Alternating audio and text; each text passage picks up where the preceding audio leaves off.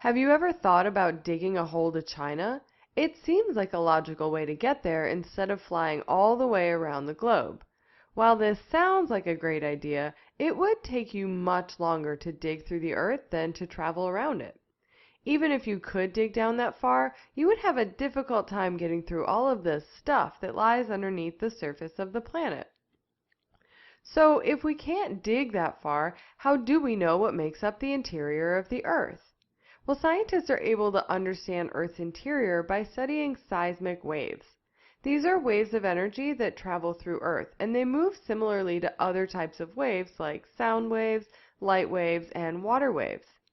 Seismic waves are sent through the Earth during earthquakes, and those energy waves are what cause the ground to shake as they travel through it. Seismic waves are recorded by a machine called a seismograph, which tells us about the strength and speed of the seismic waves.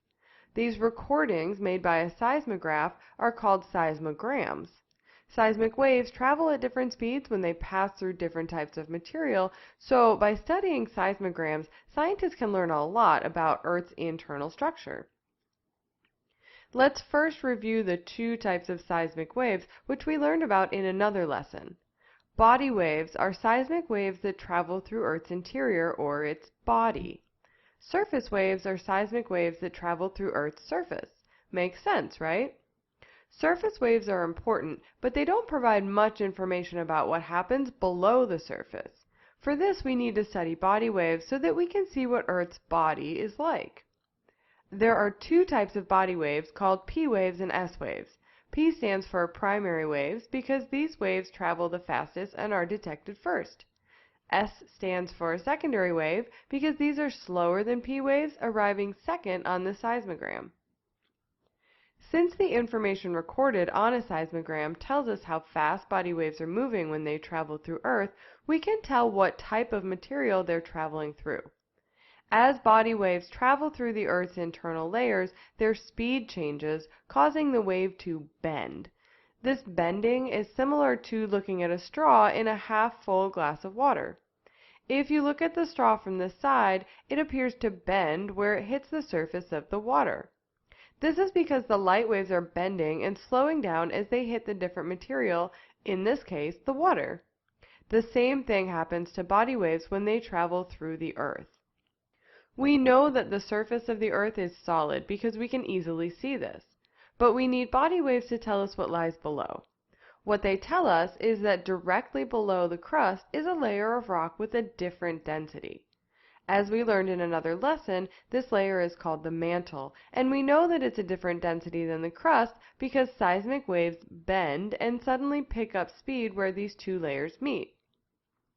P waves can travel through both liquid and solid material, but S waves can only travel through solids. Since both P waves and S waves travel through the mantle, this means that it must be a layer of solid material.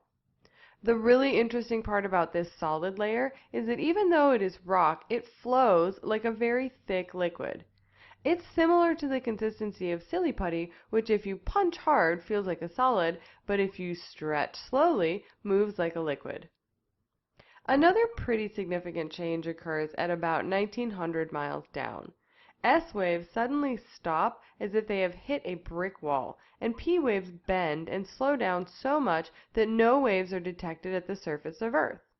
What this tells us is that there is another distinct change in density and composition here. And in fact, this is the place where the mantle and the outer core meet. The mantle is made of mostly that liquid rock that moves like silly putty, but the outer core is an area of mostly liquid iron, which is much denser than the rock in the mantle. Since S waves can't travel through liquid, this is why they run into a wall and stop. P waves can travel through it, but they do so much more slowly than through solid material.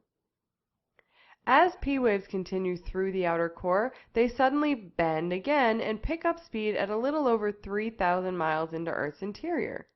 This is where the outer core meets the inner core, and we know that it's solid because the P waves pick up speed yet again. While studying seismic waves from earthquakes provided scientists with a lot of information about Earth's interior, much of what we know actually came from nuclear weapons testing during the Cold War. During the 1960s, both the US and Soviet Union tested nuclear weapons by exploding them underground. These underground explosions produced seismic waves similar to the ones produced by earthquakes. Both countries used very sensitive seismographic stations to monitor the testing activity of their opponent, and without intending to do so, produced seismograms that provided detailed information about Earth's mysterious interior. Just because we can't dig our way down into Earth to see what it's made of doesn't mean we can't learn about it in other ways. Seismograms, which are recordings produced by seismographs, are the main way that scientists know what Earth's interior is made of. We can see that the crust is solid material, but we require body waves to tell us about the rest of it. We know that the mantle is solid because both P and S waves travel through it.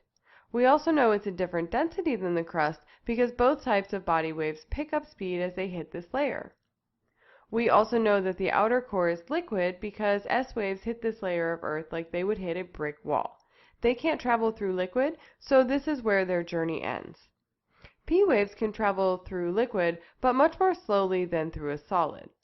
When P waves hit the outer core, they slow considerably, telling us that they've reached a much denser material than in the mantle. Another significant change in wave speed occurs at the edge of the inner core. Here, P waves bend and pick up speed, telling us that the inner core must be solid material because P waves travel faster through solid than liquid.